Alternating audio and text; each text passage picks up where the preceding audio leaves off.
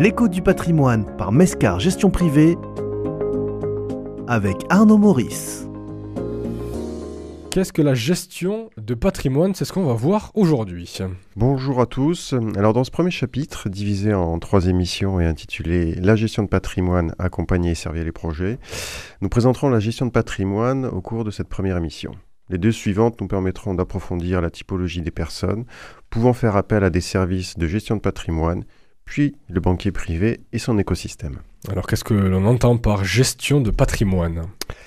Alors nous allons commencer par expliquer ce qui se cache derrière le terme gestion de patrimoine, communément appelé aussi la gestion de fortune. En fait, la gestion de patrimoine regroupe les activités et les stratégies mises en place pour administrer et développer les actifs financiers et non financiers d'une personne, d'une famille ou bien d'une organisation. Plus concrètement, la gestion de fortune fait appel à différentes expertises hautement spécialisées comme le conseil patrimonial et fiscal, le conseil en investissement ou gestion de portefeuille financier et le conseil en immobilier. Alors quels sont les différents acteurs de la gestion de patrimoine?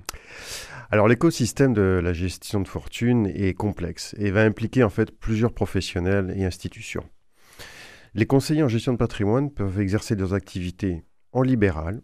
On parlera alors de conseil en gestion de patrimoine indépendant, CGPI, un acronyme que vous avez certainement déjà entendu, ou bien ils peuvent exercer leur activité en tant que salariés, soit dans une banque dite banque privée, qui en général est une filiale d'une banque de détail, ou bien d'une société de gestion, également connue sous le nom de société de gestion d'actifs. Alors, les banques privées proposent des services bancaires traditionnels, comptes courants, cartes de crédit et des produits financiers. Les sociétés de gestion d'actifs sont pour l'essentiel indépendantes. Leurs rôles principaux sont de prendre en charge la gestion des investissements de leurs clients en prenant des décisions sur les achats, les ventes et les réallocations d'actifs pour optimiser les rendements. Elles sont également souvent associées à la création et à la gestion de fonds d'investissement, tels que les fonds communs de placement. Elles ont aussi une expertise dans l'analyse des marchés, la gestion des risques et la planification financière, et d'accompagner leurs clients dans l'organisation juridique et fiscale de leur patrimoine financier. D'autres professionnels peuvent aussi être amenés à accompagner les clients dans leurs projets et leurs opérations. On retrouve alors les avocats, les comptables, les experts comptables et les notaires. Il est crucial que l'ensemble des acteurs interagissent et travaillent de concert dans les réflexions patrimoniales et financières de leurs clients. C'est un peu comme si vous construisiez une maison sans faire de réunion de chantier avec les principaux corps de métier. Vous risquez d'avoir quelques surprises au moment de la réception du chantier si vous laissez chacun travailler en solo. Alors quelles sont les différences entre un banquier privé et un gérant privé? Alors un banquier privé et un gérant privé sont tous 2 professionnels du secteur financier et ils ont des rôles quelque peu différents. Un banquier privé est un professionnel qui travaille au sein d'une banque. Il aide à la gestion des comptes de ses clients, il offre des conseils sur les placements et peut recommander des produits bancaires adaptés aux besoins spécifiques du client, comme les crédits, la mise en place de garanties et tout type de financement, comme le crédit bail par exemple. En revanche, un gérant privé, ou un gestionnaire de patrimoine, a pour mission de concevoir et de mettre en œuvre des stratégies d'investissement sur mesure et d'accompagner son client dans ses réflexions d'organisation patrimoniale. C'est un professionnel qui travaille pour une société de gestion d'actifs. Il propose à ses clients un large éventail de solutions d'investissement dans diverses classes d'actifs, comme les actions, les obligations, l'immobilier, les titres non cotés, l'assurance vie, tout ceci bien sûr en fonction des objectifs, de la compétence financière de son client et des risques financiers que ce dernier est prêt à prendre.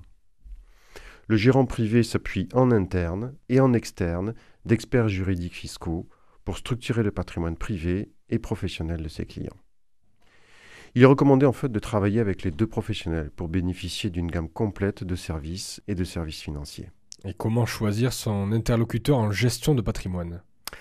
Alors, au-delà de l'enseigne, de la maison que vous aurez retenue, l'important reste la qualité de l'interlocuteur qui vous accompagnera dans vos réflexions et bien évidemment son expérience.